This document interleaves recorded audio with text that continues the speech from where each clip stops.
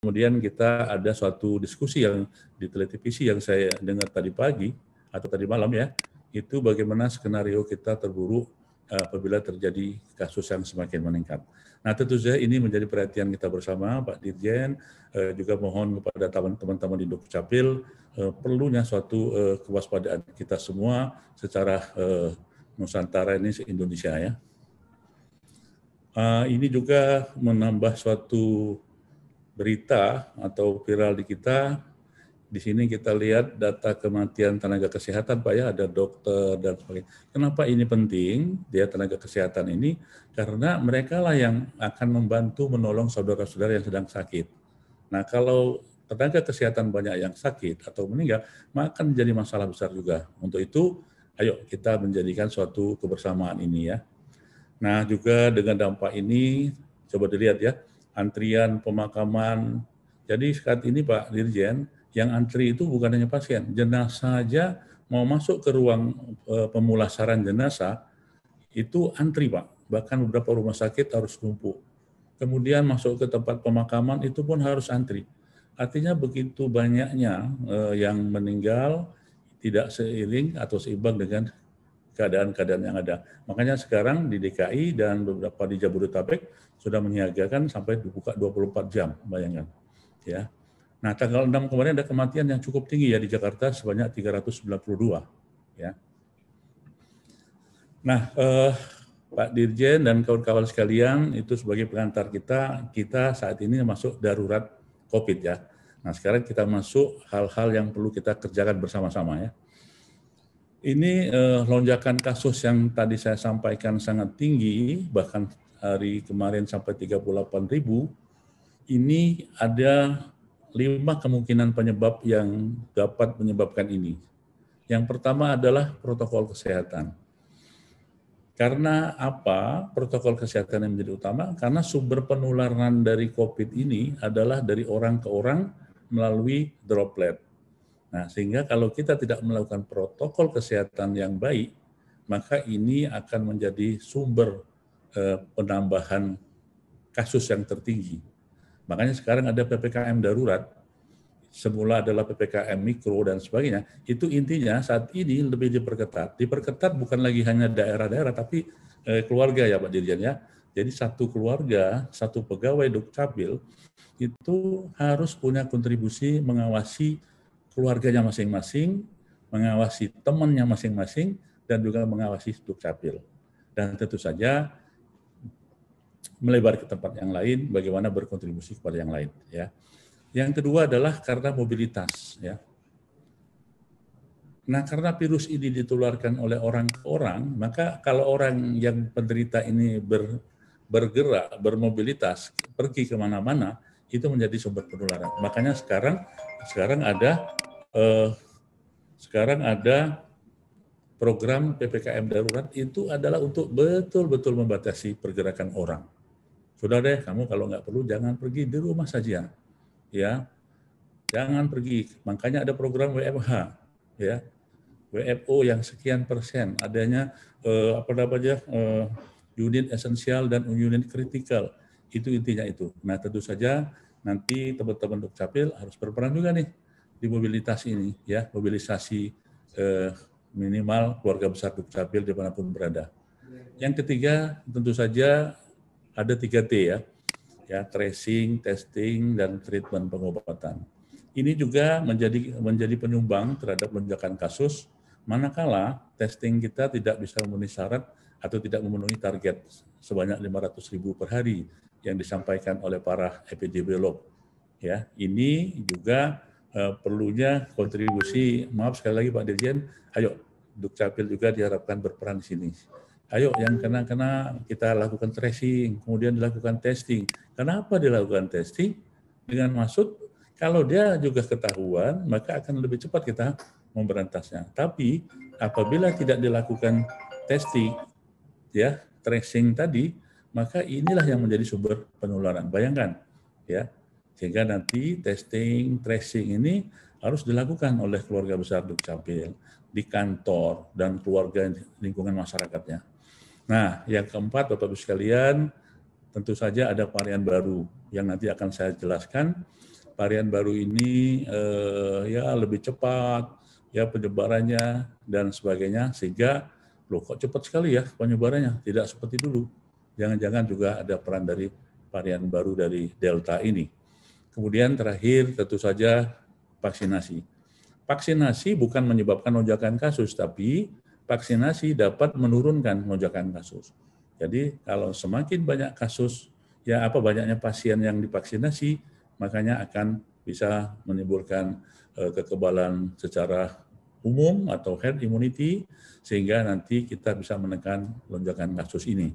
Nah, tentu saja bagaimana peran teman-teman Dukcapil? Ya tadi, kalau vaksin ini ditarget oleh Presiden 1-2 juta per hari, ayo dong secara serentak kita di Indonesia. Silakan, saya kurang begitu paham teknisnya, tapi saya yakin Pak Dirjen dan tim sudah paham kira-kira apa sih yang bisa dikontribusikan oleh para Dukcapil.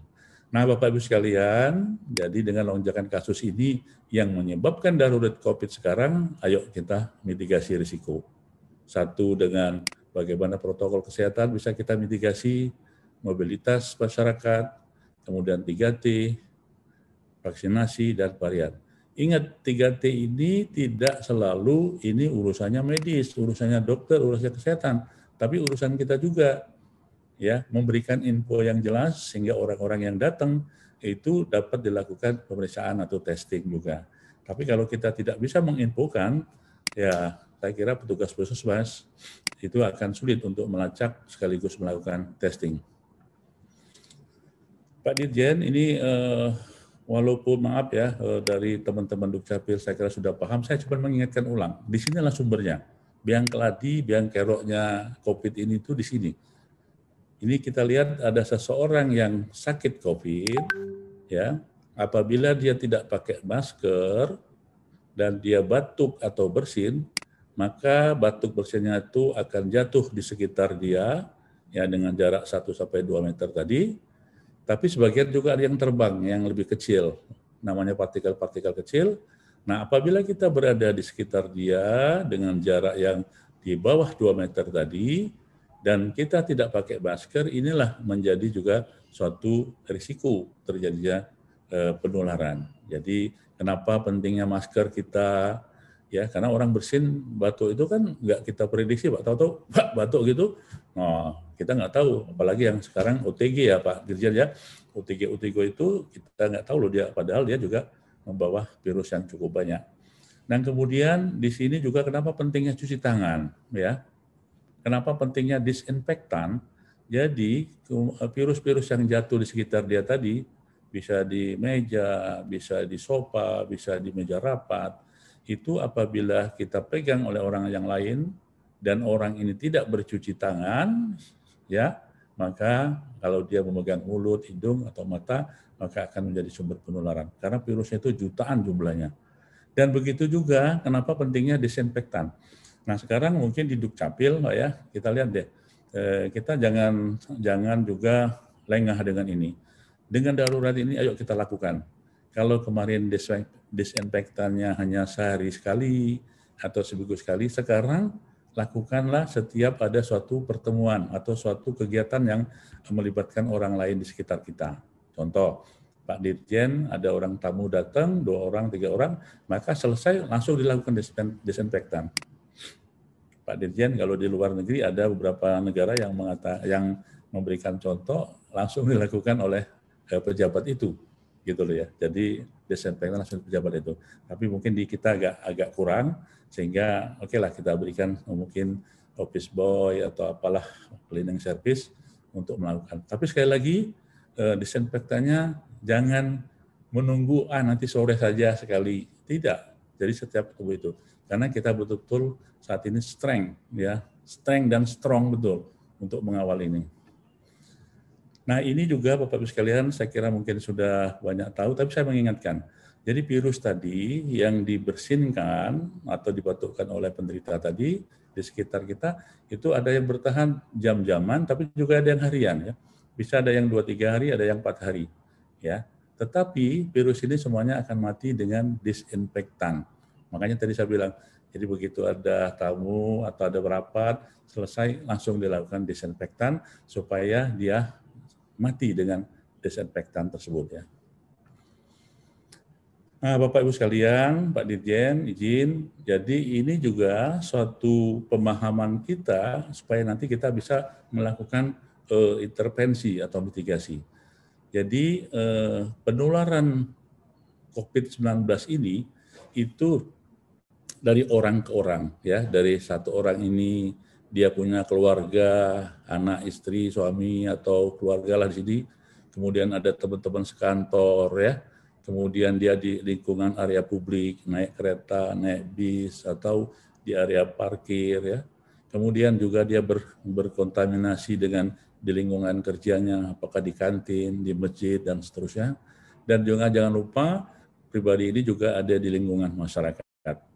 Nah, poin-poin inilah yang menjadi suatu sumber penularan yang perlu kita pahami bersama-sama dan kita sama-sama untuk menjaganya. Nah, alangkah eloknya kalau kita semua bangsa Indonesia secara pribadi ya, kemudian secara kantor, secara keluarga itu mengawal PPKM darurat ini untuk mengurangi mobilitas, tujuannya adalah untuk mengurangi penularan tadi. Maka insya Allah kita akan nanti keluar dari pandemi ini. Ini Bapak Ibu sekalian, saya mengingatkan saja, kalau kita, pokoknya pegawai Dukcapil itu di rumah dengan 2 orang, apalagi 3 orang, 4 orang, dan 1-2 orangnya itu bekerja, bisa menggunakan kereta api atau menggunakan layanan publik ataupun mobil-mobil pribadi atau motor pribadi, dan bisa berkontaminasi atau berhubungan dengan orang lain di sini, begitupun begitu dia masuk kantor. Nah, makanya di sini adanya pengurangan, adanya WFH itu dengan maksud agar tidak terlalu banyak orang yang berinteraksi. Nah, apabila seorang tadi di angkutan umum maupun di tempat bekerja itu dia ketemu orang yang positif, nggak tahu kan dia positif. Kadang-kadang dia OTG, wah orangnya gagah, keren gitu ya. Ternyata dia OTG, dan dia nggak pakai masker lagi, dia batuk bersin di sekitar itu. Maka kita pun akan menjadi suatu transmisi. Dan kita pulang, ya tentu saja akan menyebarkan itu. Nah untuk itu mohon hati-hati betul, keluarga kita begitu dia pergi, diingatkan bagaimana dia harus rapat dengan protokol kesehatan, dan juga menjaga jarak yang bagus pada siapapun selama dia di kantor maupun selama dia di perjalanan. Pak Dirjen mengingatkan ini titik lengah atau titik lengah kita yang sering terjadi. Nah, kita kadang-kadang masih ada kebiasaan makan bersama. Jangan dipikir makan bersama hanya 2 orang, 3 orang dengan orang yang tadi OTG salah satunya, ini tidak menyebabkan. Ini juga harus menjadi suatu catatan. Jadi saat ini, ayo janganlah kita makan bersama lagi dah sekarang. Makan sendiri-sendiri. Kecuali mungkin di rumah ya. Karena kita tahu di rumah adalah orang-orang yang kita anggap betul-betul oke. Yang kedua juga mungkin kalau kita menghadiri pemakaman, apalagi keluarga, lupa dia bisa berjabat tangan, berpelukan, tangisan, ini juga. Jadi titik-titik lengah ini tolong disampaikan kepada keluarga dan masyarakat kita. Ayo dong, ini zamannya saat ini begini, darurat. Jadi tidak boleh lagi ada toleransi dulu sampai nanti betul-betul wabah ini selesai. Ini juga ya rapat-rapat dengan tatap muka. Saya kira kalau di Dukcapil sudah mulai berkurang ya Pak, sudah tidak lakukan lagi rapat tatap muka.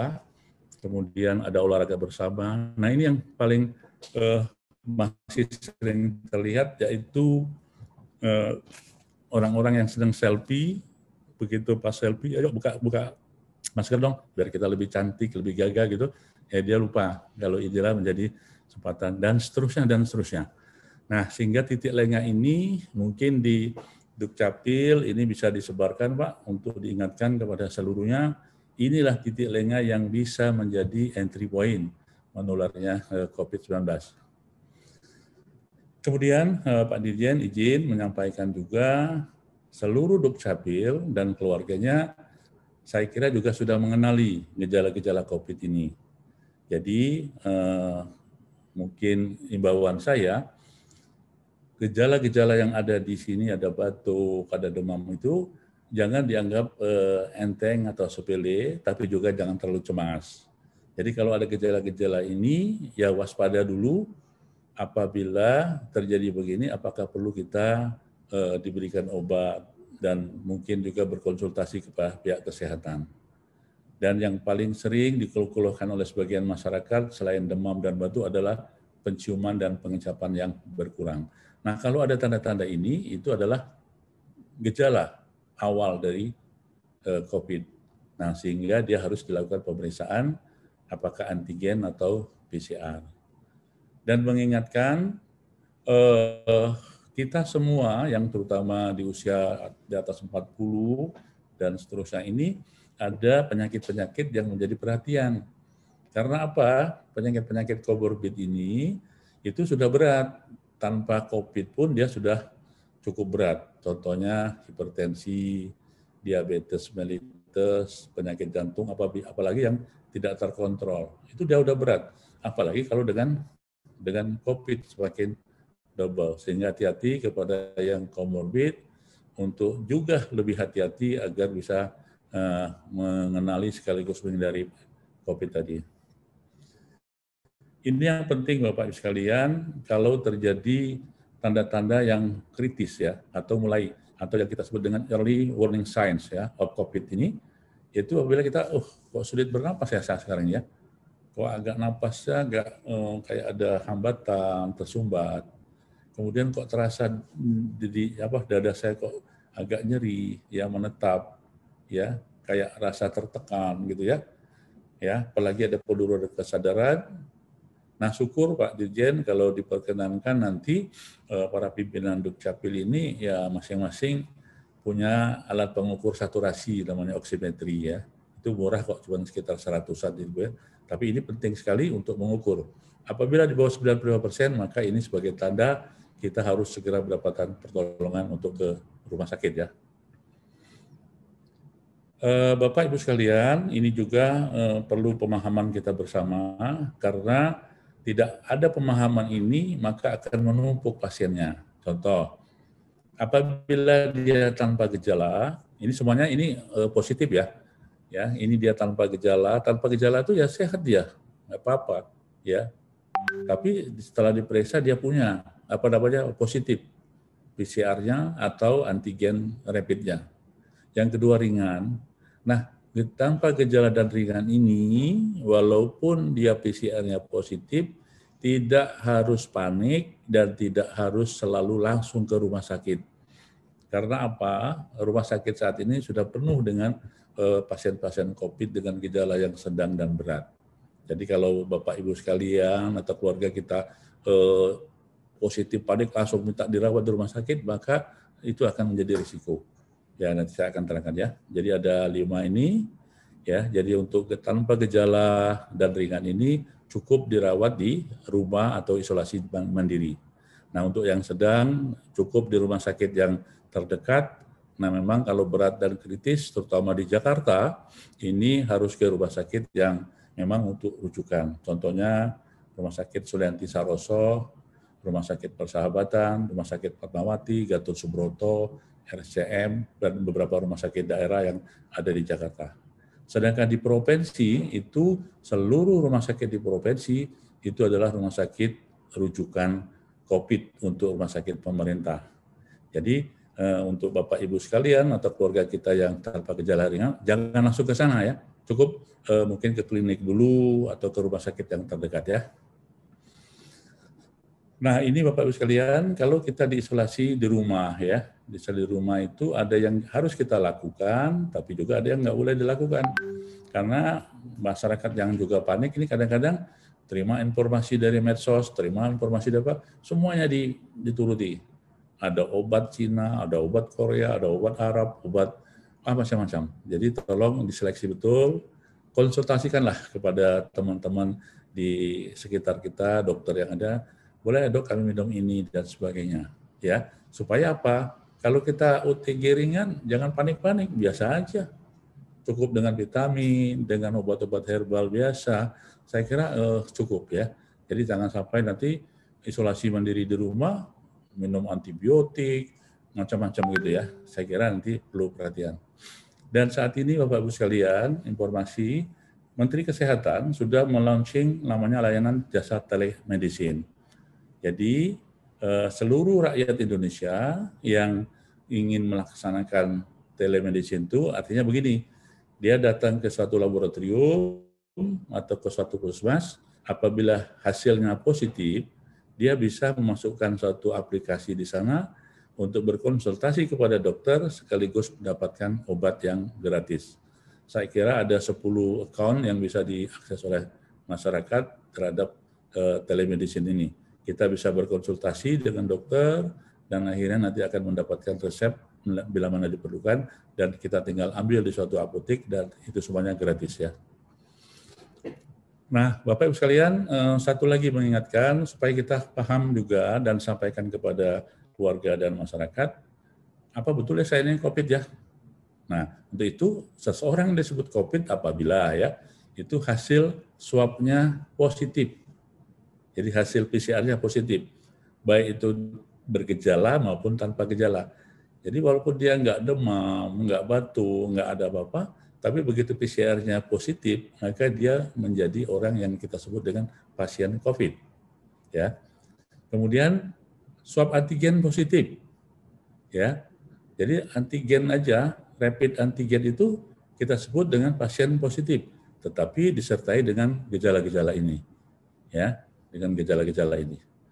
Kemudian swab rapid antigen positif dengan riwayat kontak erat maupun klaster. Jadi dia kontak erat dengan pasien, maka swab antigen saja sudah dianggap sebagai dia pasien COVID. Nah, apalagi kalau ada, waduh, penciuman saya kurang nih Pak Dokter ya, kemudian saya mau makan kok nggak ada rasanya lagi ya, hambar semua atau asin semua gitu ya. Ini salah satu tanda yang perlu kita ketahui. Tetapi sekali lagi saya ingin sampaikan, jangan terlalu panik, kita kenali supaya kita bisa melakukan mitigasi berikutnya. Nah, kalau salah mitigasi, salah langkah, maka akan membuat suatu kepanikan ya. Oke. Nah, sekarang isolasi mandiri tadi ya, yang positif tadi tanpa gejala atau ringan, dia bisa diisolasi mandiri di rumah saja ya. Tapi dengan syarat di rumah itu ya tidak ada bayi lah, tidak ada lansia atau orang-orang yang dengan imun yang rendah. Jadi silakan di rumah, dia terpisah kamarnya. Tapi kalau tidak ada, maka ayo kita masing-masing menggerakkan pemerintah daerahnya agar dilakukan, dibuat suatu tempat tentang isolasi mandiri. Nah sekarang terakhir masalah mutasi Pak Dirjen ya. Jadi virus ini kan makhluk hidup, dia juga akan berusaha hidup, salah satunya dengan bermutasi agar dia lebih, katakanlah kalau kita bermutasi itu kayak digital ya, ada apa namanya, dulu 2.0, 3.04, sekarang 5.0 ya, yang 5.0 itu begitu dia transmisi. Dan mutasi ini hal yang wajar dalam suatu kehidupan. Nah, langsung saja ke varian yang ada di dunia saat ini. Dulu varian itu artinya virus yang awal berkembang membentuk variasi baru, menyebut dengan varian baru namanya ya. Ini WHO dulu dengan kode-kode ini, pusinglah kita ya menghafalkan ini, akhirnya keluar istilah begini. Ada alfa, beta, gamma, epsilon, delta, dan saat ini ada lambda. Nah, kenapa delta ini yang saat ini menjadi momok di kita? Karena dalam jurnal dikatakan dia lebih transmisinya lebih tinggi ya dari yang lain. Kemudian ini lagi dia menyesuaikan dengan sistem imun di tubuh itu sangat pintar, menghindari atau katakanlah memanipulasi sehingga tidak dikenali oleh sistem imun sehingga dia bisa menyebar dengan cepat di sana. Jadi intinya itulah kenapa kok delta ini menjadi cepat menyebar, karena dia bisa bersembunyi dan mengelabui sistem imun di dalam tubuh ya. Nah ini ada 3 yang ada di Indonesia, tapi saat ini yang ramai adalah delta ya, yang khusus dari India ya. Nah ini singkat saja, delta ini 43 sampai 90% lebih tinggi ya, hampir 10 kali lipat ya. Dia dari India. Nah, ini gejalanya nih.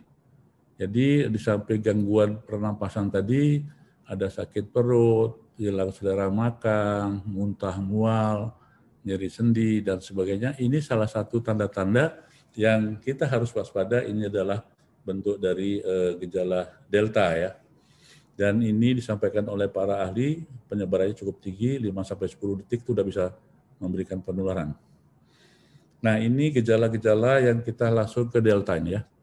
Nah, Delta yang banyak di kita, Delta 16172 ini ya, dia dari India. Nah, ini gejalanya tadi ya, sakit kepala, tenggorok, flu, dan seterusnya. Ini salah satu tanda yang kita waspadai, oh ini kemungkinan adalah varian Delta. Ini obat-obat yang mungkin perlu kita pahami saja. Jadi sekali lagi, untuk yang OTG dan ringan tadi, janganlah dikasih macam-macam ya, nggak perlu di sini. Ya, cukup dengan vitamin ya, atau antiviral itu yang ringan juga ya. Nah, kalau yang berat, bisa dengan plasma konvalesen, bisa dengan sel puncak ya, kemudian dengan alat untuk bantuan nafas kalau di rumah sakit ya. Vitamin yang perlu adalah ini ya, CDE ini vitamin yang memang kita anjurkan oleh WHO yang harus kita konsumsi oleh kita. Jangankan orang sakit, orang sehat pun diharapkan punya konsumsi itu dengan bisa menjaga stamina tubuh. Sekarang terakhir vaksin ya. Vaksin ini intinya kan memasukkan suatu bagian dari virus agar timbul kekebalan yang didapat oleh tubuh kita. Ini untuk contoh. Jadi imun tubuh itu, kekebalan tubuh itu bisa timbul alami ya. Jadi kalau ada penyakit, virus, kuman masuk ke sini, kemudian sel tubuh membentuk namanya antibodi yang spesifik, antibodi ini kekebalan ya. Nah, apabila ada penyakit yang lain masuk, penyakit yang sama masuk, maka dia akan dinetralisir sehingga tidak lagi orang itu bisa kena. Nah, sekarang dengan imunisasi. Jadi imunisasi itu disebut dengan passive immunity, yaitu pasif ya, kekebalan yang pasif. Jadi kita memasukkan, menyuntikkan langsung antibodi ya, yang divaksin itu. Nah, sehingga kalau ada virus yang masuk sudah akan langsung dinetralkan. Ini teorinya begitu. Walaupun di beberapa keadaan di lapangan ada juga yang habis diimunisasi kok masih kena ya. Ini juga ada. Nanti kita akan berdebat diskusi tentang hal itu ya. Nah, supaya kita informasi saja, vaksinasi ini kan satu virus itu ada yang disebut dengan viral vector di tubuhnya itu, ada DNA, ada RNA. Nah, tergantung perusahaannya, pabrikannya mau ngambil apa dia penelitian untuk itu. Umpamanya Sinovac beda dong dengan Pfizer, beda lagi dengan AstraZeneca, itu tergantung kesempatan. Tapi semuanya sama-sama untuk vaksin yang bisa dipergunakan oleh kita. Nah, Bapak sekalian, mohon bantuan juga kepada para Dukcapil ya, teman-teman. Jadi kenapa vaksin ini sangat penting bagi kita dan mohon digerakkan betul. Nanti di samping nanti dia minta KTP atau NIK tadi, yuk disampaikan gerakan vaksinasi. Nah, nggak tahu nanti Pak Dirjen kalau bisa menggerakkan Dukcapil satu provinsi gitu Pak, serentak gitu, bersama dengan Kementerian Dalam Negeri yang lain melakukan vaksinasi massal. Saya kira sudah dilakukan mungkin ya. Itu intinya begini. Jadi harapannya kalau kita ada orang sehat divaksinasi sebanyak ini, maka insya Allah nanti tidak akan terjadi penyakit lagi ya, akan kebal semuanya. Tapi kalau yang divaksinasi hanya segelintir orang tidak mencapai 70 sampai 80%, maka virus ini tetap bisa menyebar di sini. Ya, jadi intinya kita menggerakkan vaksinasi dengan capaian yang sampai 80% lebih. Dengan maksud kita timbul kekebalan yang secara masif atau massal ya. Nah ini saya kira biar kita tahu saja kalau vaksin yang ada di Indonesia itu ada macam-macam ini, Sinovac, AstraZeneca, Pfizer, Moderna, maupun Sinovac ya, yang sudah direkomendasi oleh pemerintah, dan muncul juga ada vaksin Nusantara, kemudian vaksin gotong royong dan sebagainya ya. Nah, Bapak Ibu sekalian, Pak Dirjen, izin mengakhiri paparan saya ini, sharing. Ya, kita tetap mengingatkan tadi ada 3M, sekarang 5M, bisa dikembangkan menjadi ada yang menyebabkan 10M, silakan. Intinya adalah satu, menjaga jarak, ya, menjaga jarak. Kemudian pakai masker, dan masker pun harus jelas. Yang penting jangan sampai masker asal nutup tapi juga tidak pas. Kemudian mencuci tangan dan seterusnya. Intinya adalah menjaga mobilitas agar tidak terjadi kerumunan dan sebagainya. Nah, 3T juga penting Bapak Ibu sekalian. Jadi kalau ada anggota keluarga Dukcapil atau ada anggota masyarakat yang itu, maka diajak untuk dilakukan tracing dan testing untuk orang-orang yang kontak erat. Karena apa? Kalau tidak, maka orang kontak erat ini juga menjadi sumber penularan. Dan inilah yang menjadi juga biang kerok bagi kita semuanya. Nah, dengan 5M, dengan 3T, dan vaksinasi bagus, maka insya Allah Pak Dirjen kita akan keluar dari krisis ini dan kita akan kembali normal seperti sedia kala. Nah, ini sebagai take home message ya. Ini yang penting nomor 2 ini Pak. Jadi apabila kita sudah divaksin, jangan merasa kita sudah kebal. Tetap kita harus protokol kesehatan dan membatasi mobilitas. Karena apa? Kita pun bisa kena lagi atau reinfeksi, atau kita bisa kena dengan paparan yang terus-menerus. Jangan dikira walaupun kita sudah diimunisasi, kita kebal, bukan begitu ya. Kemudian, nah ini, karena varian Delta ini menyebar hampir 10 kali lipat, lebih cepat dan lebih singkat, maka harapannya kita semua itu harus beradaptasi dengan kewaspadaan yang juga lebih 10 kali lipat ya. Dan juga konsumsi obat hati-hati, jangan sampai nanti ada informasi, minum obat itu. Yang sekarang lagi ramai kan, ivermectin ya, minum obat itu ada dosisnya, dan saat ini lagi dalam penelitian ya. Dan obat saturasi oksigen yang menjadi kita jangan desaturasi oksigenasi.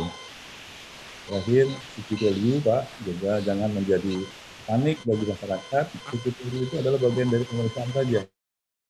Yang penting kita adalah positif negatif, dan untuk CCTV di demikian Pak Dirjen, Pak Seksdijen, dan kawan-kawan semuanya, sharing saya mudah-mudahan bermanfaat. Intinya adalah lakukan aksi para Dukcapil untuk menghadapi COVID-19 ini. Demikian, kalau memang ada kesempatan boleh kami diskusi, tapi kalau tidak, kabar kita Pak Dirjen. Assalamualaikum warahmatullahi wabarakatuh. Waalaikumsalam warahmatullahi wabarakatuh. Paparan yang luar biasa, singkat, padat, dan hampir 1 jam kita tidak terasa, Mas Dr. Syahril, ya, Mas Syahril Mansur. Terima kasih banyak. Kita berikan aplaus yang meriah untuk Pak Dr. Syahril Mansur. Paparan yang luar biasa, Mas Dokter. Saya lihat di chat room juga sudah ada beberapa pertanyaan. Nanti monggo, Mas Dokter boleh dipilih sendiri karena ada yang bertanya tentang airborne, ada yang bertanya tentang mengapa saya sudah vaksin kok tertular lagi, kemudian cara pencegahannya ada. Ini tadi sudah luar biasa. Dari judulnya saja sudah menarik banget. Ini teman-teman semuanya.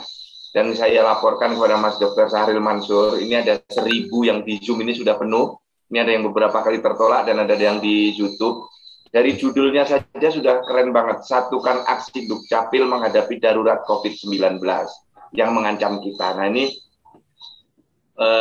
satu judul yang inspiratif dan mengingatkan kita. Dan nanti untuk materi saya mohon izin Mas Syahril akan kita bagi semua, kita share karena ini detail dan bagus banget.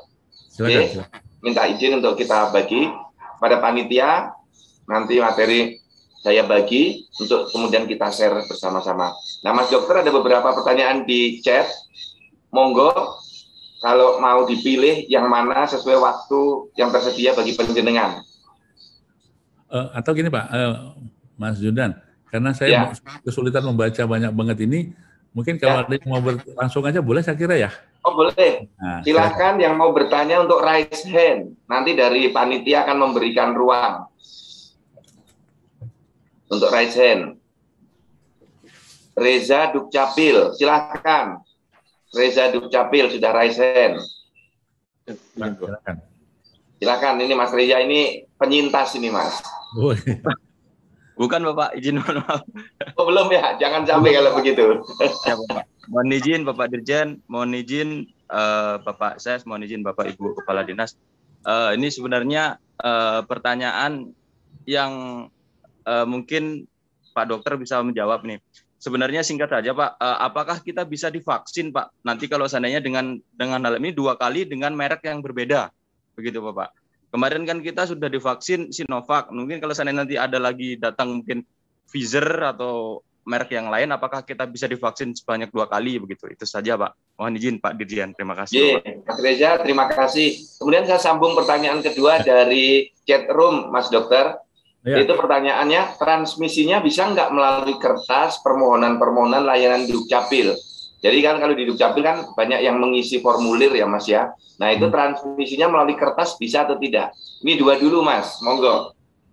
Ya, oke, ini viral atau trending topik di vaksin ya Pak Dirjen. Yes.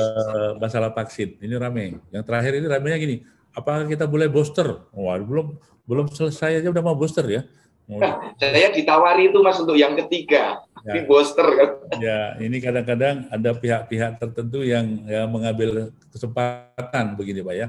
Padahal penduduk kita kemarin kan baru 13-15% yang baru itu masih kurang banyak. Ya, masih kurang banyak. Sehingga untuk itu kita sebetulnya harusnya semuanya dulu ya. Memang muncul kemarin ide atau usulan dari PBID tolong untuk nakes-nakes dilakukan booster setelah 6 bulan. Teorinya memang ada, tetapi ini masih dipertimbangkan. Kali ini kan program ya, Pak Dirjen ya, program karena kaitannya dengan biaya, dengan macam-macam. Itu booster. Yang kedua lagi tadi, gimana kalau divaksin ini? Kenapa kok ada efek sampingnya, ada yang tidak, antara Sinovac dengan AstraZeneca dan seterusnya gitu kan. Kemudian, nah ini tadi, kalau dia vaksin 1, wah besok saya nggak mau lagi dong ini, saya mau minta pindah ke itu gitu ya, dan seterusnya. Jadi prinsipnya sebetulnya untuk kedua kali itu vaksinnya direkomendasikan harus sama Pak. Jadi sama, kalau Sinovac 1 ya Sinovac 2 ya. Kalau umpamanya AstraZeneca 1 dan AstraZeneca 2. Tapi nanti ke depan itu ada vaksin hanya sekali loh Pak Judan ya, cuman sekali nanti. Jadi rekomendasinya begitu Pak ya. Kecuali ya Pak Reza, andaikan nanti ternyata kesulitan vaksinnya, ya kan bisa jadi ya Pak ya, karena transportasi, karena apa, pemerintah akan memberi pengumuman. Oh kalau yang pertama banyak kemarin Sinovac nih, ini contoh ya. Ternyata kehabisan dan waktunya sudah mendekati untuk yang kedua, maka pemerintah nanti akan mengumumkan apa boleh atau tidak untuk dilakukan dengan vaksin kedua dengan merek yang lain. Tapi saya jawab untuk yang sekarang, selama tidak ada masalah dengan vaksin, maka harus sama. Ya. Kemudian untuk yang booster tadi Mas ya, jadi yang booster masih belum direkomendasi oleh WHO. Belum. Oleh pemerintah.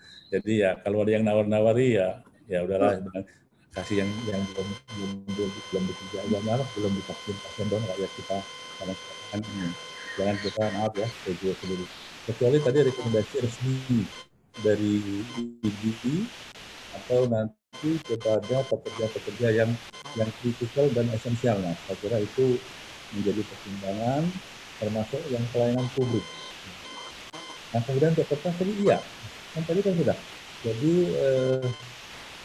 berita atau apa namanya droplet tadi menempel di mana-mana termasuk di kertas.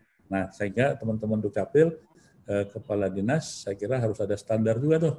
Ya, standar untuk memberikan berkas tidak ketemu antara orang dengan orang, dan kemudian untuk berkas juga dilakukan disinfektan. Saya kira itu dibuat standar saja. Nah, kita tidak tahu tuh di kertas itu tadi dibawa oleh orang apa ya, ternyata dia batuk, maksudnya dia ternyata UTG masuk. Nah, dimasukkan ke petugas kita kena, dia tidak pakai masker, maka itu kehati-hatian. Artinya 10 kali lipat kita harus lebih waspada.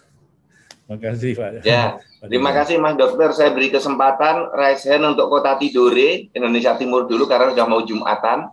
Saya persilahkan. Dan ini usul menarik dari Dukcapil Kaltara, Mas Dokter Sahril. Tolong Pak Dirjen, Pak Dokter Sahril kita sandra aja bisa memberi penjelasan lebih panjang lagi gitu. Silakan Kota Tidore. Dibukakan Kota Tidore karena sudah mau Jumatan, kita beri kesempatan dulu Indonesia Timur. Oh, Tidore masih Jumatan masih boleh ya? Setengah 12 di sana. Bukan, Jakarta kan, kalau Jakarta kan. Oh ya, Jakarta libur. Ditutup dulu. Ya. Silakan. Assalamualaikum warahmatullahi wabarakatuh. Pak Dirjen. Ya, makasih. Assalamualaikum warahmatullahi wabarakatuh. Waalaikumsalam. Saya Sekretaris Dinas Dukcapil. Mohon maaf. Kemarin kami sebelum saya bertanya Pak Dokter sehubungan dengan isolasi mandiri. Kebetulan di daerah-daerah tertentu rumah sakitnya udah penuh sehingga isolasi ini dibuang ke mandiri di rumah masing-masing. Persoalannya, apakah 7 hari atau 14 hari itu kemudian menjamin bahwa seseorang itu bebas dari COVID-19? Itu permasalahannya, Pak. Karena waktu jadi kami batas sampai di situ dulu. Makasih Pak Dirjen. Assalamualaikum warahmatullahi wabarakatuh. Waalaikumsalam. Silakan Mas Dokter. Mungkin ada lagi nggak? Satu lagi mungkin Pak. Satu lagi silakan. Itu Ibu Riyama itu tangannya udah ngacung Ibu terus itu. Riyama, silakan Ibu Riyama. Ibu Riyama. Ya. Di-mute dulu, di-unmute dulu. Ya, Di-unmute dulu. Ya, Assalamualaikum warahmatullahi wabarakatuh. Mohon izin Pak Dirjen, Pak Ses. Dok, saya itu punya penyakit pengentalan darah sama imun sudah 7 tahun lebih ya. Selama ini aman-aman saja, nggak masalah. Karena saya makan garam, saya diet banget garam karena saya punya pengentalan darah. Akhirnya saya jatuh 1 tahun yang lalu, pas Maret dok. Nah saya sekarang setiap bulan itu ke dokter, terus saya tanya, dok boleh tidak saya vaksin? Nah, ibu suka keluar nggak? Enggak dok, paling saya kalau ke rumah sakit, saya bilang gitu dok. Nah pertanyaannya terus saya dikasih anak saya Rea Health. Nah itu kata dokternya boleh, dokter Sukamto mungkin dokter kenal, dokter ahli imun. Nah itu pertanyaannya apakah Rea itu memang efektif, karena kalau vitamin C terus terang saya punya mah akut, jadi saya hanya dikasih vitamin itu kapit D3 dok. Mungkin itu terus di lingkungan saya nih, di sebelah persis saya sama di depan rumah saya ada tiga keluarga yang kena COVID. Apakah dengan imun saya rendah ini, saya terus terang, aduh sport jantung banget dok. Jadi seperti itu. Mungkin sekian, terima kasih. Assalamualaikum warahmatullahi wabarakatuh. Ya. Silahkan Mas. Oke, makasih Pak Dirjen. Pak Dirjen, dari yang Tidore tadi ini menarik dan menjadi strategi saya kira Pak. Di beberapa perusahaan, beberapa kantor sudah melakukan, ya, yaitu bagaimana memberikan isolasi mandiri buat pegawai dan keluarganya. Nah, apalagi di masa sekarang dengan rumah sakit yang banyak penuh, maka isolasi mandiri ini dipandang perlu, Pak. Apabila di rumahnya tidak memenuhi syarat. Kan bisa jadi rumahnya, maaf ya, rumahnya dia kos-kosan atau kecil, kemudian tetangganya rapat sekali, kemudian ada bayi, ada orang tua yang usia lanjut, yang semuanya risiko tinggi, gampang penularan. Nah, makanya tadi saya sampaikan mitigasi risiko bagi kita, selamatkan dulu orang-orang Dukcapil ini agar yang terkena tetap tenang, tetap kita awasi dan tidak selalu harus di rumah sakit. Tetapi apabila isolasi mandirinya kurang bagus itu Pak Dirjen ya, mungkin nggak memenuhi syarat, maka dia di rumah akan menjadi sumber juga, hati-hati kan situ. Nah, syarat saya masing-masing kepala dinas yang ada di provinsi ya memang harus ada upaya yang bersama. Tadi kan intinya kan aksi kan, yuk kita beraksi. Jangan sampai anggota Dukcapil itu kena dan masuk dalam kategori yang berat. karena ketidaksiapan kita melakukan intervensi, ya Pak ya. Nah sekali lagi kalau kita mendengar berita Pak Dirjen maupun Pak Sesdirjen yang isolasi mandiri pun ya mungkin karena ada stres, ada apa, dia bisa jatuh ke. Nah kalau pengalaman kami, izin share pengalaman ya Pak Dirjen ya, nggak apa-apa ya. Jadi Mas. Jadi pegawai-pegawai kita yang itu kan didata nih, didata dan silakan memilih di isolasi mana. Kalau di Jakarta lebih gampang karena Pemda DKI menyiapkan banyak Wisma Atlet, kemudian besok ada rumah sakit Wisma Haji ya Pak ya, kemudian ada di rumah susun Nagrak dan seterusnya. Artinya kalau Jakarta insya Allah akan bisa bekerja sama dengan Puskesmas untuk isolasi mandiri. Tetapi untuk beberapa daerah yang mungkin itu, ya saya kira memang pemerintah daerahnya harus diajak, bukan hanya untuk Dukcapil, tapi isolasi mandiri untuk Pemda Riau, Pemda Sumatera Selatan, ya itu harus dilakukan dan itu menjadi tanggung jawab kita pemerintah. Ya, kalau swasta kebetulan di Bank Mandiri ya Pak Dirjen, alhamdulillah bagus Pak. Di sana ada satu shelter yang sampai 10 sekarang ini, ya bisa menampung sampai 500 orang untuk dilakukan isolasi mandiri. Dan semuanya bisa dikelola dengan baik oleh tim manajemennya Mandiri dengan kami sebagai konsultan atau ngawasi dari itu. Nah, untuk masalah waktu, itu sudah ada pedoman ya Pak Tidore, yang dari Tidore tadi ya. Jadi yang OTG, ya OTG juga harus diisolasi mandiri ya, nggak boleh dia berkeliaran, jangan ya. Ya, kalau dia di rumah pun tadi kalau nggak urus syarat jangan di rumah, harus bisa di hotel atau di mana lah yang dia memang tidak interaksi dengan banyak orang. Yang kedua adalah yang ringan. Nah, yang ringan. Nah, sekarang yang masalah Pak Dirjen, yang sedang pun karena tidak bisa masuk ke rumah sakit dengan kondisi penuh, terutama di Jakarta, maka dia bisa isolasi mandiri di rumah dengan pengawasan ketat. Siapa yang mengawasi? Ya tadi ada rangersnya Dukcapil atau rangers-rangersnya itu untuk bisa mengawasi orang-orang isolasi mandiri. Jangan dibiarkan ya, Bapak Presiden harus diawasi, ya. Jadi jangan dibiarkan kamu isolasi mandiri. Bukan, jadi dia harus suhu, kemudian tadi apa namanya saturasi oksigen, keluhannya bertambah atau tidak. Karena gini Pak Dirjen, tugas kita para Dukcapil ini juga harus meyakinkan dan berusaha keras tidak terjadi menambah derajat tadi. Pokoknya OTG jangan jadi ringan, yang ringan jangan jadi sedang. Jadi kalau bisa stop. Betul. Ya. Harus sembuh, harus lebih ringan ya Mas ya. Ya, kalau bisa ya semua tidak bisa menghindari paparan kan, bisa paparan di mana-mana. Ya. Nah, tapi kalau bisa jangan sakit, gitu aja Pak ya. Jangan sakit. Dan waktu tadi ya kita 10 hari Pak ya, 10 hari.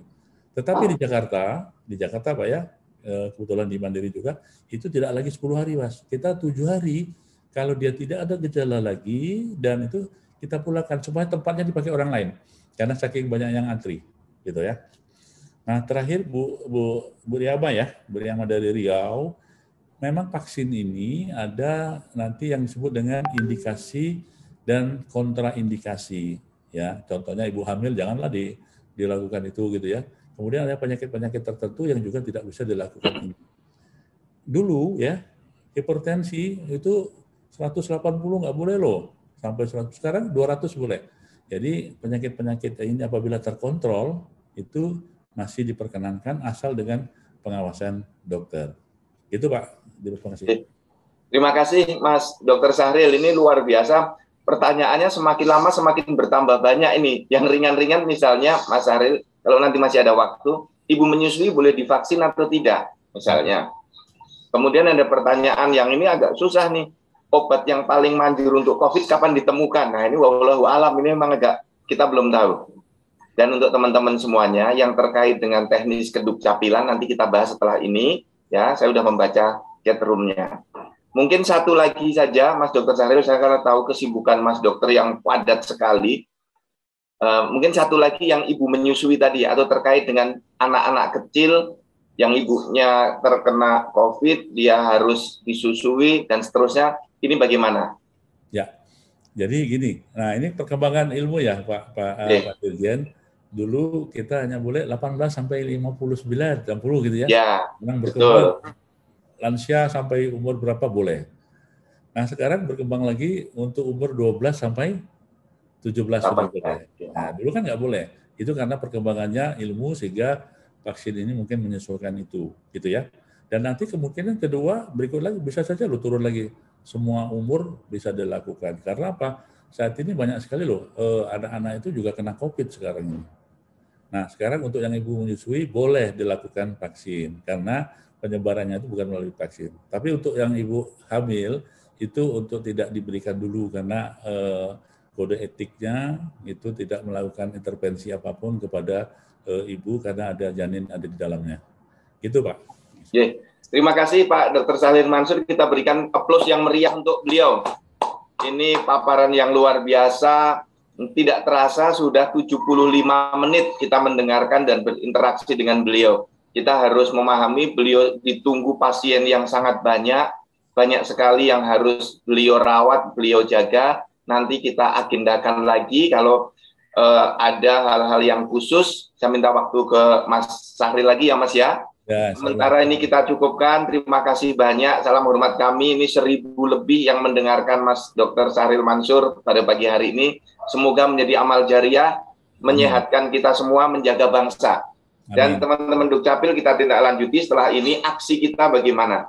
Sekali lagi terima kasih Mas Dr. Sahril Mansur, Direktur Utama RSPI Suliantoro Saroso dan PLT Dirut Rumah Sakit Persahabatan. Terima kasih, aplaus untuk beliau. Ya. Mas, terima kasih luar biasa kepada warga Dukcapil langsung dipimpin Pak Dirjen. Makasih ya, mudah-mudahan bermanfaat. Amin. Makasih. Amin, amin. Terima kasih Mas. Ya, dikit ya Pak. Ya. Terima kasih teman-teman Dukcapil. Saya ingin menambah waktu lagi kurang lebih 30 menit saja. Dan minggu depan kita dalami lagi di hari Senin. Ya. Tolong Pak Ses, di slide-kan paparan yang sudah kita siapkan. Ini begini, setelah kita data kepada para Kadis Dukcapil Provinsi dan Kabupaten Kota, kami melakukan pendataan dari kemarin, ternyata teman-teman kita yang sakit itu hampir 800, pusat dan daerah, hampir 800. Ini angka yang besar, maka saya akan bentuk Satgas untuk memonitor. Ketua Satgasnya saya tunjuk yang ibu-ibu, direktur kita, Bu Ningrum, sebagai Ketua Satgas, ini yang sudah mendata setiap hari kematian di masing-masing daerah. Nanti anggota Satgasnya 34 Kadis Provinsi. Yang masing-masing memonitor di kabupaten kota. Penanganannya bagaimana yang sakit. Kalau di daerah-daerah yang tidak ada yang sakit, bagaimana pelayanan publiknya terkait dengan PPKM ini. Nah, ini yang perlu saya detailkan di pagi hari ini, rekan-rekan semua, terkait dengan tanggal 3 sampai dengan 20. Pertama yang harus kita lakukan dalam pelayanan publik, tolong dipedomani 3 hal. 1, Inmendagri, ya, tentang PPKM Mikro, pemberlakuan pembatasan kegiatan masyarakat, sekarang darurat, ya, sudah level darurat, karena tingkat fatalitas, mortalitasnya demikian tinggi, merah. Kemarin itu hanya sekitar kalau saya tidak salah kemarin itu 17 daerah yang tidak zona merah, hanya tinggal 17. Saya belum tahu, mudah-mudahan membaik karena sangat dinamis setiap hari ini terjadi perkembangan. Nah, pedomani Inmendagri, kemudian surat Dirjen sudah saya tanda tangani kemarin, tolong nanti bisa di-share hari ini Pak Sesdijen bersama materinya Dr. Sahril tadi. Dan yang ketiga, pedomani PPKM di masing-masing daerah. Nah, ini kaitannya dengan layanan Dukcapil yang harus tetap ada. Jadi begini, kita boleh menutup 100% boleh, tetapi dilakukan pelayanan pengantaran untuk hal-hal yang sangat mendesak. Jadi boleh kantor ditutup, kalau di kabupaten kotanya memerintahkan ditutup. Boleh kantor kita tutup.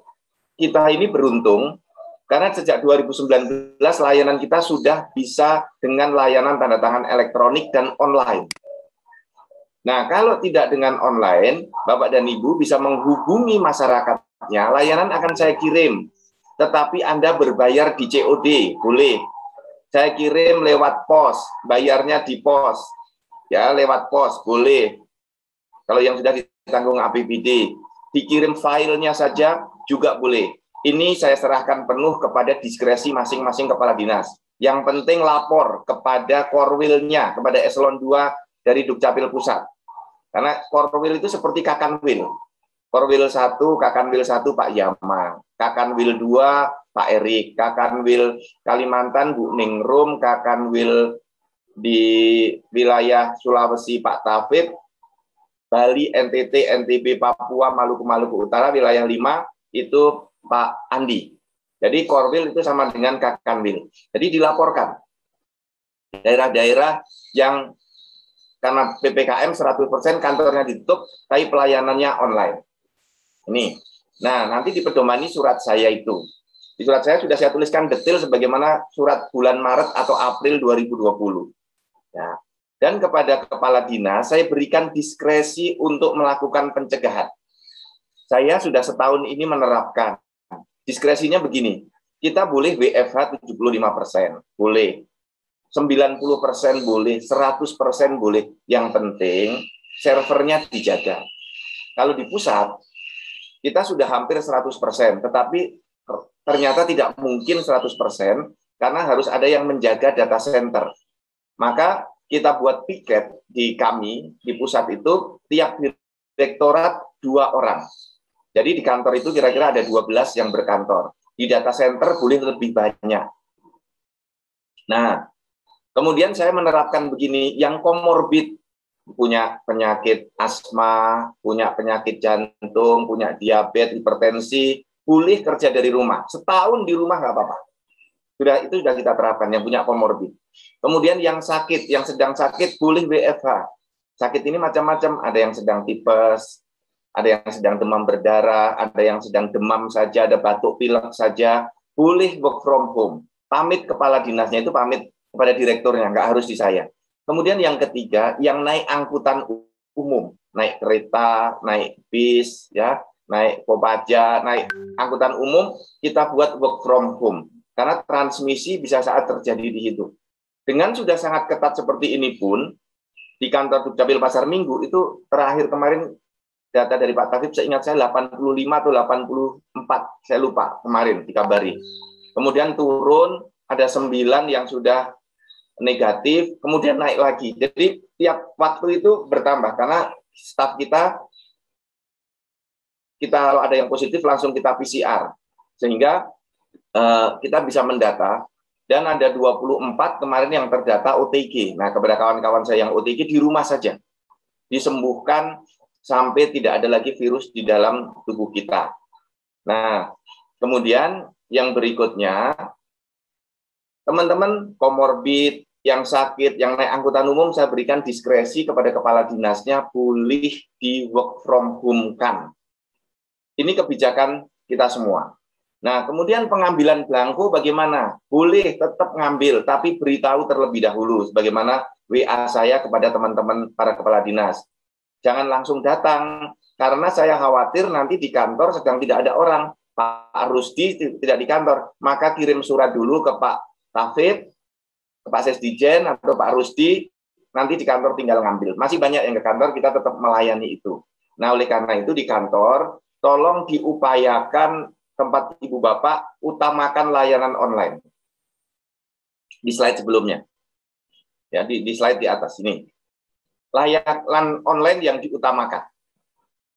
Silahkan teman-teman berkreasi di kantor, ya, terutama ruangan-ruangan kantor yang ventilasinya buruk, pegawainya dibuat sesedikit mungkin. Dibuat sesedikit mungkin. Jadi, ruangannya yang kecil itu berpotensi menimbulkan beberapa persoalan.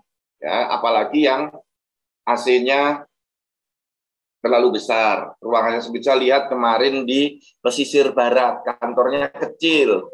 Ya, ada di ruko. Nah, itu rawan, penduduknya banyak masuk, ya, interaksinya padat sekali. Ini di Bu Murliani di pesisir barat. Ini harus ditata. Nah, kepala dinas saya beri kewenangan penuh untuk mengatur. ya utamakan layanan online. Nah, karena layanan kita sangat penting, upayakan tetap ada, walaupun saya tahu kualitasnya akan melambat.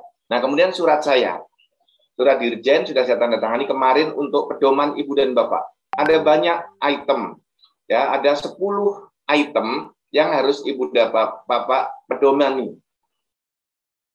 Ya, jadi Bapak dan Ibu nggak usah khawatir. Pegawai petugas pencatatan sipil tetap bekerja TTE dari rumah. Kita ini yang tidak bisa TTE dari rumah kan hanya ada 2, KTPL dan KIA.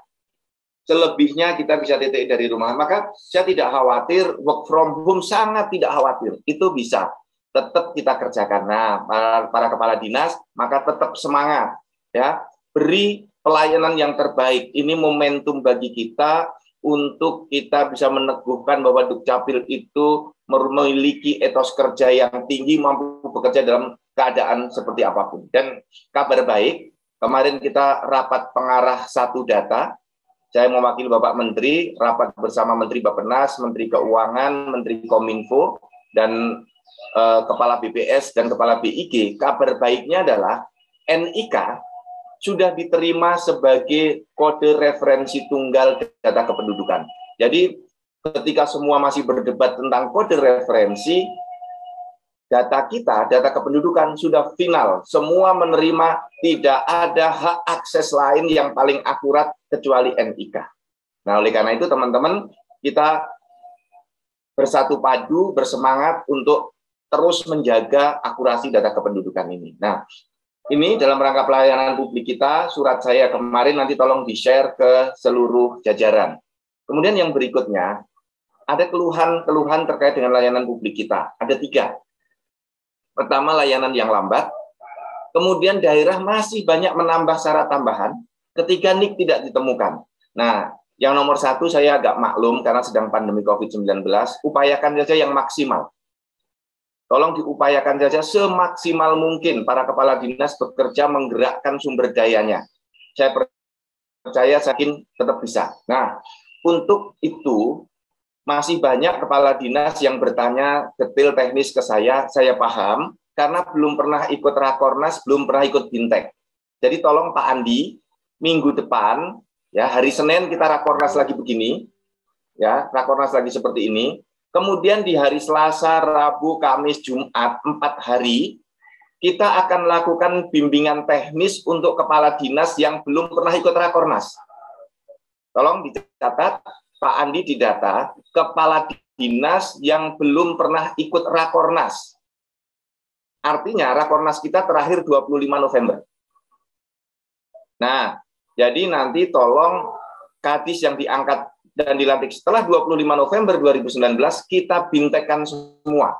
Mulai hari Selasa, Rabu, Kamis, Jumat, Sabtu. Mulai jam 8 pagi sampai jam 10. 2 jam.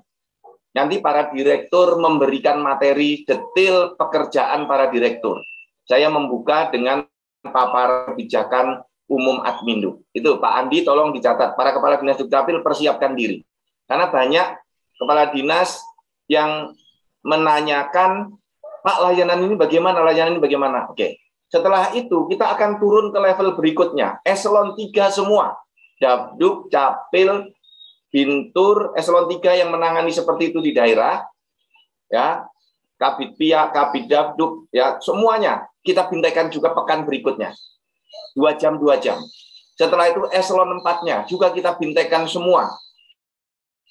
Nggak apa-apa, kita kerja keras karena banyak sekali hambatan di produk layanan yang lama jadinya karena kita kompetensinya kurang. Nggak apa-apa, karena ini memang belum pernah bintek, belum pernah Rakornas. Kemudian syarat tambahan. Tolong kepala dinas, ya, baca betul Perpres 96 2018. Tolong ini. Ya.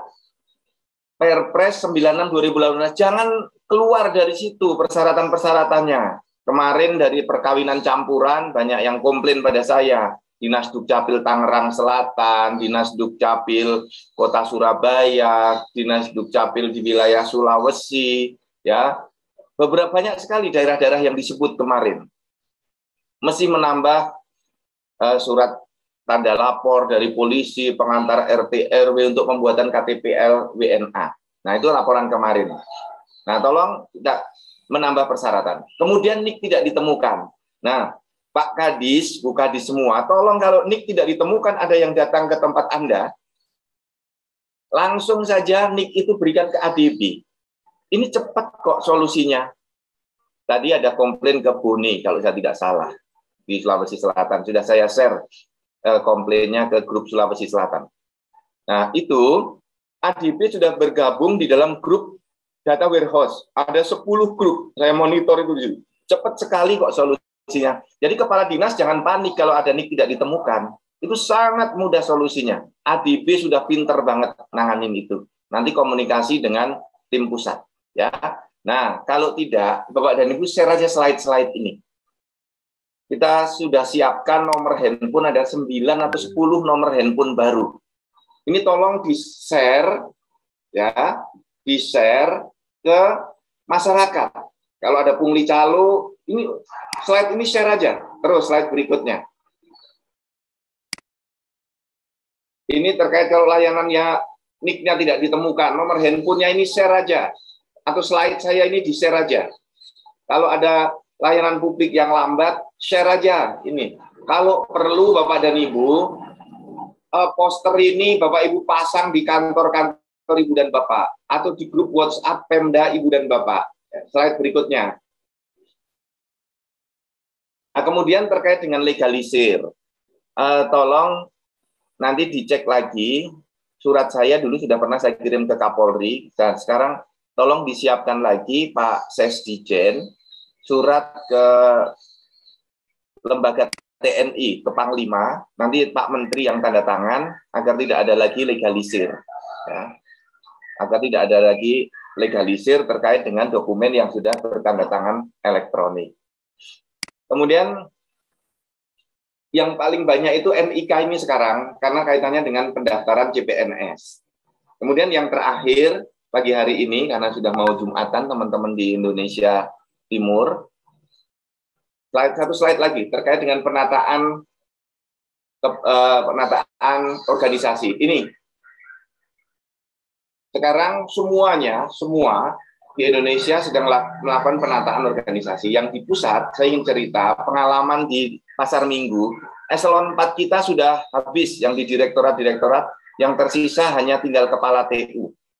Kemudian kasubag yang menangani orang, barang, dan uang. Nah, alhamdulillah organisasi tetap berjalan baik. Ya, kaget-kaget sedikit, ya, kagok-kagok sedikit, ya. Tapi terus bisa menyesuaikan. Kemudian saya minta untuk para kepala dinas mempersiapkan semua eselon 4-nya untuk menjadi fungsional. Dipersiapkan mentalnya, hatinya, ya dipersiapkan. Nah, kecuali yang menangani orang, barang, uang. Kasubag keuangan, kasubag kepegawaian, atau kasubag rumah tangga. Ya, ini kalau di pusat dipertahankan. Kemudian jabatan ADB-nya atau jabatan fungsional yang masih bisa yang ada di Dukcapil itu apa? ADB, bisa operator, bisa analis hukum, bisa analis kebijakan, bisa analis APBD, bisa analis banyak. Pranata komputer, legal drafter, PPNS, silahkan. Itu nanti teman-teman memilih, sekarang memang belum bisa memilih, tapi nanti setahun kemudian akan dibolehkan untuk memilih jenis jabatan fungsional yang kita sukai. Nah, ini ada pertanyaan terkait dengan pekerjaan kita. Petugas pencatatan sipil, kepala dinas, itu boleh bekerja 24 jam dalam sehari, 7 hari dalam seminggu. Silahkan tetap bekerja. Nah, cara bekerjanya bagaimana? Dengan cara work from home. Work from home itu bukan sleeping from home. Ya, bukan tidur di rumah, tetap bekerja dari rumah kayak kita sekarang ini. Tetap saya tanda tangan berkas banyak banget, kantor tetap berjalan, sosialisasi tetap berjalan, pelayanan tetap berjalan. Kami pelayanan kepada lembaga pengguna tetap berjalan. Karena sudah ada hampir kurang lebih ya 1.800 lembaga yang akses data Dukcapil terus-menerus. Kalau kita nggak bekerja, nggak bisa. Mereka akan mati semua. Jadi tetap semangat teman-teman semuanya, ya. Nah, ini konsolidasi data ditanya lagi. Tadi sudah saya beritahu. Ini teman-teman ya. Ayo, konsolidasi data ini slide-nya. Ini kalau pada bingung konsolidasi data. Coba dibuka slide yang nick tidak ditemukan tadi. Jadi biar teman-teman nggak bingung ini loh. Naikkan slide ini. Nah, ini. Nah, tolong jangan dicopot. Para kepala dinas, sudah nggak usah ragu-ragu, nggak usah bingung-bingung bila ada nick yang tidak ketemu ke sini.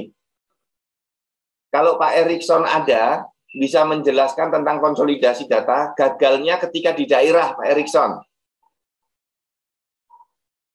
Pak Erikson coba di-unmute untuk menjawab kalau masih ada bergabung. Nanti bisa kira-kira 5 menit menjelaskan. Jadi Bapak dan Ibu, problem konsolidasi itu begini. Ketika data dikirim dari daerah, ternyata belum sampai karena misalnya gangguan jaringan, listrik mati, itu berhenti. Nah, daerah sekarang harus ngecek data-data yang belum terkirim masih berhenti di daerah, misalnya terkait dengan pindah penduduk, ganti data, ganti nomor KK, itu. Nah, itu harus bisa segera dikirim kembali ke pusat. Coba dicek. Tapi karena ini Pak Erikson mungkin sudah tidak ada, atau sedang ada acara. Ada. Oke, silakan Pak Erik, mungkin 5 menit, karena yang lain sudah pada mau Jumatan, biar bisa segera kita tutup. Terima kasih Pak Dirjen. Assalamualaikum warahmatullahi wabarakatuh. Waalaikumsalam. Permasalahan untuk konsolidasi data saat ini memang agak sedikit ramai terhadap penerimaan CPNS baru, karena di call center kita setiap harinya hampir traffic sangat tinggi sekali. Nah, Bapak Ibu, rekan-rekan yang di Dinas Dukcapil, sebelum permasalahannya dari masyarakat muncul, sebaiknya coba dicek dulu updatean data terakhir, entrian data terakhir, sudah terkonsolidasi data atau belum. Nanti dilihat dari back status konsolidasi datanya. Di situ ada sudah berhasil atau tidak. Kalau belum, bisa langsung dikonsolidasikan manual terhadap nick-nick yang belum, back statusnya belum berubah.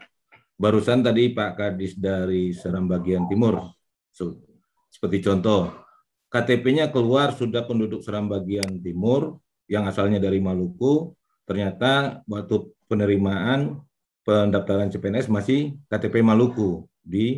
Ternyata baru kita tarik manual saat ini, karena belum sampai datanya ke pusat.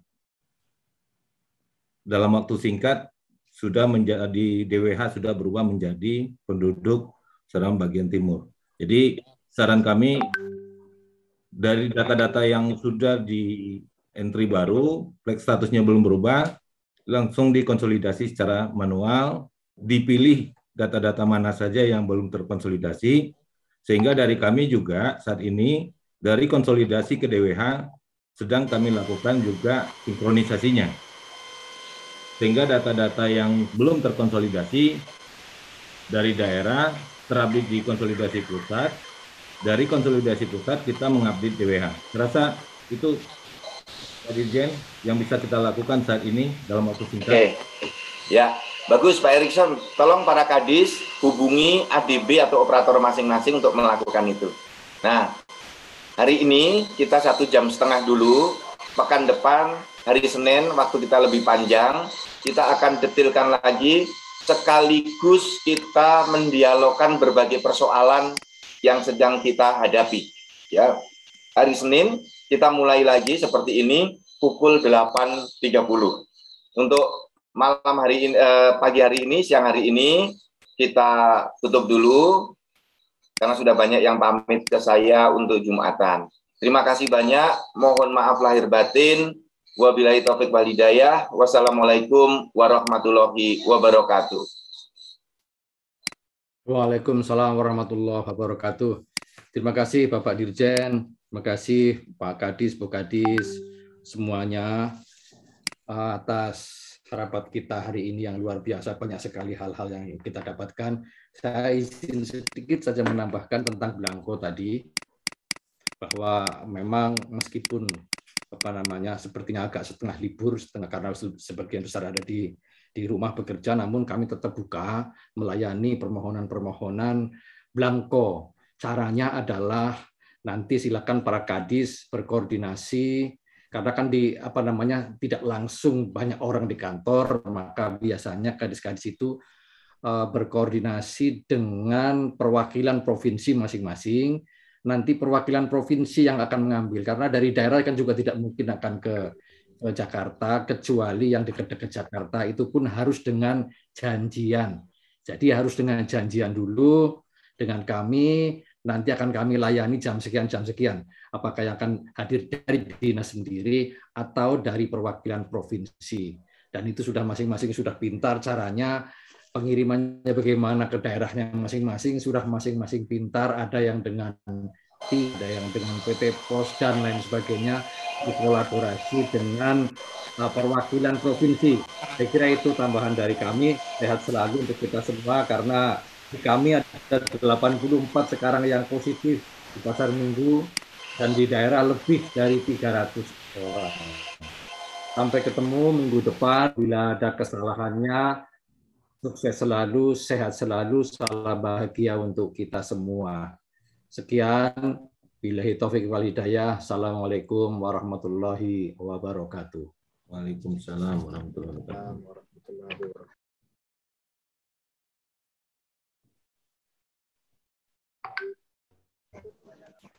Recording stopped.